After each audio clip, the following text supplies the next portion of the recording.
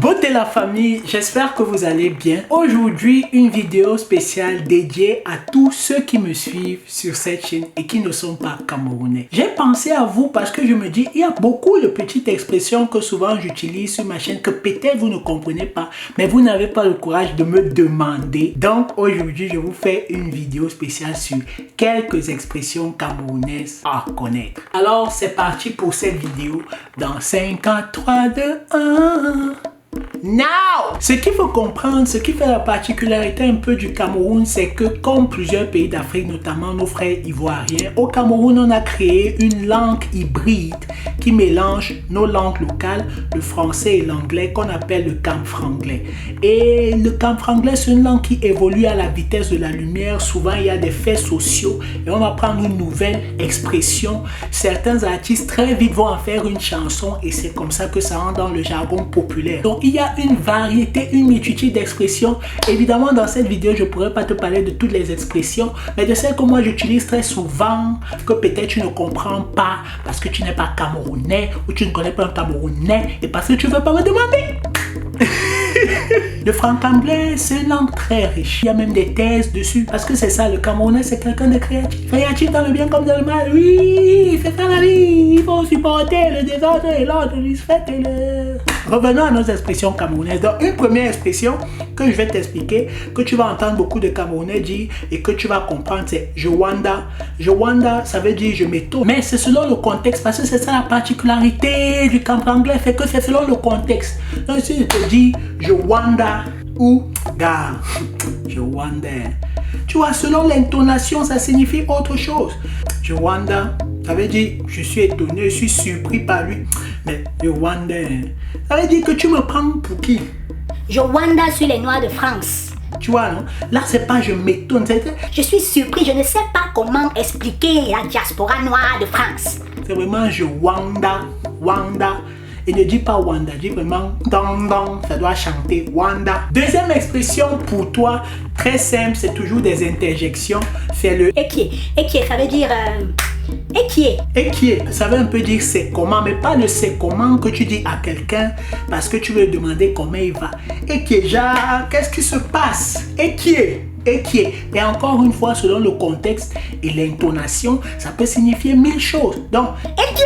Et Ekie, c'est pas pareil. Mais c'est genre, c'est comment? Qu'est-ce qui se passe? Par exemple, quand tu vois un acte négrophobe, tu dis Ekie. Tu vois, tu peux aussi tirer, allonger, mais en quelque chose, c'est une interjection pour dire qu'il y a quelque chose qui te wanda. Et tu peux donc dire Ekie. Tu me wanda. Troisième expression que je veux partager avec toi, que j'ai utilisée dans une vidéo, c'est ngang. Ngang, ça veut dire non. Non, mais un nom qui n'est pas juste un nom de... Non, merci. Un nom de ngang, ça veut dire qu'un nom indémontable. C'est-à-dire que... Comme je t'ai dit non là, je ne reviens pas sur mon nom. Donne-moi un peu d'euro, ngang. Je ne te donne ngang. En fait, tu n'as pas besoin de dire je ne te donne pas. Tu dis seulement ngang, ça veut dire à la fois je ne te donne pas. Non, non, non, non. Ok, tu me wanda. Tu veux que je te saigne les dos? Ngang. Quatrième expression pour toi. Quatrième. Très importante. C'est l'expression ndem. Ndem. N-D-E-M. Mais il faut vraiment que tu fasses le Ndem. Et ça va dans tous les contextes. Ndem, c'est décevoir, mais décevoir, c'est trop fait pour expliquer ndem. Quand tu dis que quelqu'un t'a ndem, ça peut à la fois dire qu'il t'a trompé, t'a déçu. Là, tu vas l'appeler ndemeur. Quand on dit que... Gars, celui-là, c'est un ndemeur. Ça veut dire que c'est quelqu'un qui est habitué à décevoir, à tromper, à mentir. C'est un ndemeur. N'aie pas confiance en lui. Il va te ndem. Parce que c'est un ndemeur. Et s'il te ndem, tu pourras dire il m'a ndem.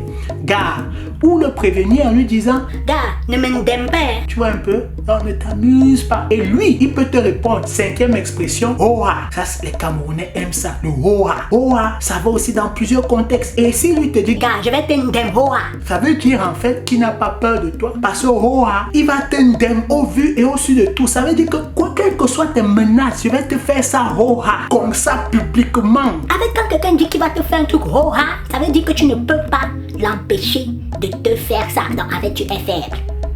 Oha. Je vais go là-bas, je vais lui dire ça, ho-ha. Je vais lui dire ça devant sa face, un démeur comme ça. Il m'indemne, tu m'indemnes. Gage Wanda, et qui est? Je te laisse sur ces 5 expressions-là. Si tu aimes cette vidéo, reviens-moi en commentaire. Dis-moi, on veut d'autres expressions. Et on va explorer d'autres expressions du camp franglais ensemble. Merci d'avoir suivi cette vidéo. Rendez-vous pour une prochaine vidéo sur Bicoland. Histoire, culture, humour. Ne me démez pas. Like ça, ho-ha. Wanda sur toi.